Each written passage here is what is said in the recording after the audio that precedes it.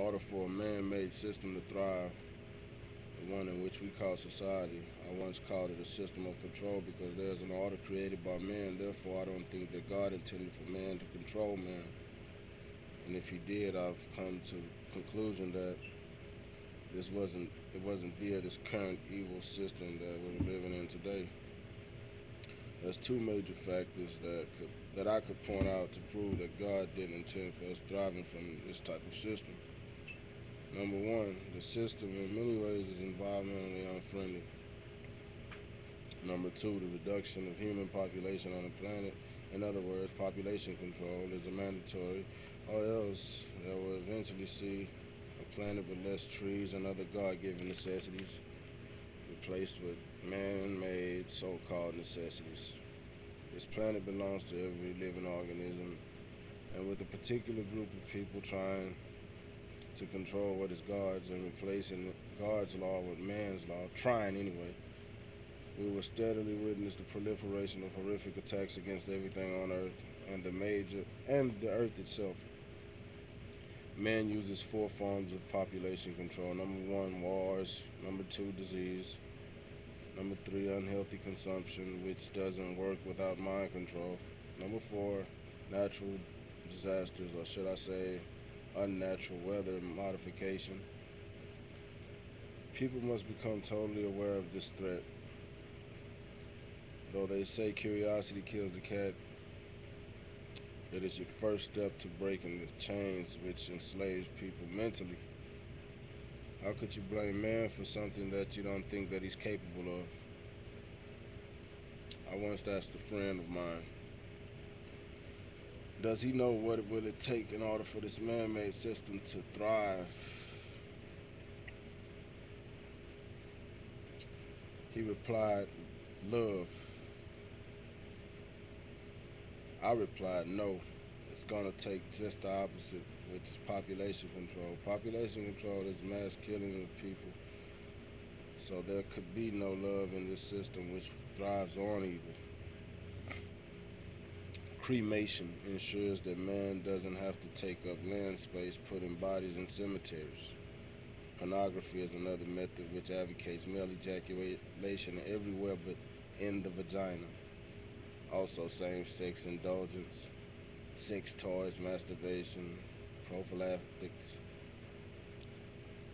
With men and women searching for Mr. and Mrs. Right, which the television has presumed and pressured and brainwashed them into pursuing. It takes that much longer for a person to procreate.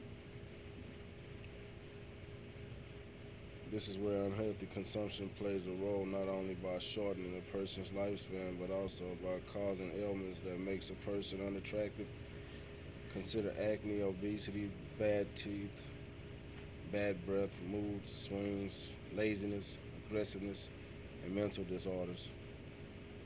If both husband and wife ate a holistic diet, there would be more likely to be a divine tranquility between the two.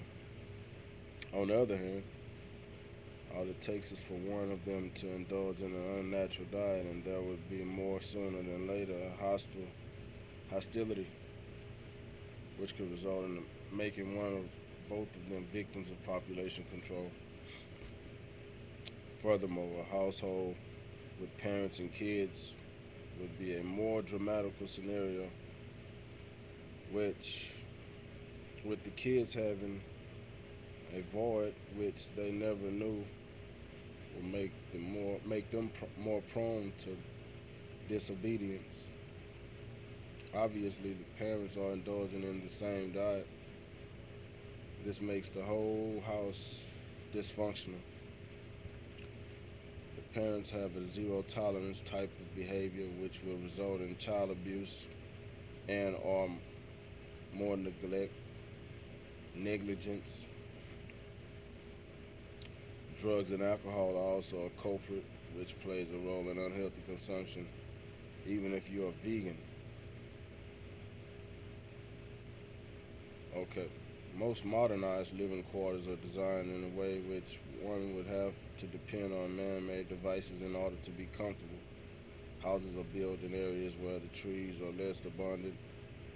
As a result, direct sunlight is constantly bombarding the house, which results in the need of artificial climate control. Furthermore, a person with an unhealthy diet would be even more uncomfortable. The need for artificial climate control starts as far as back as elementary school. Also, nutrient deficient diets, which make a person feel extremely uncomfortable. The school food is filled with drugs that they are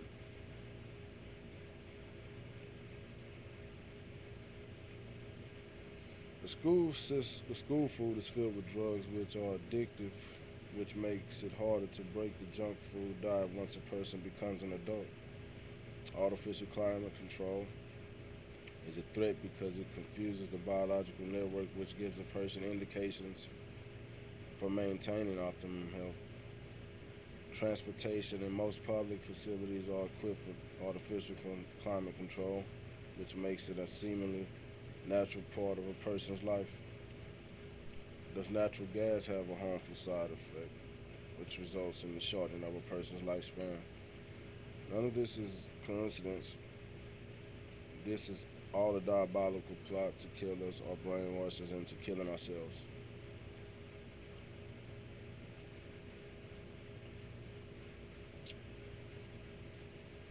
It's population control, part one.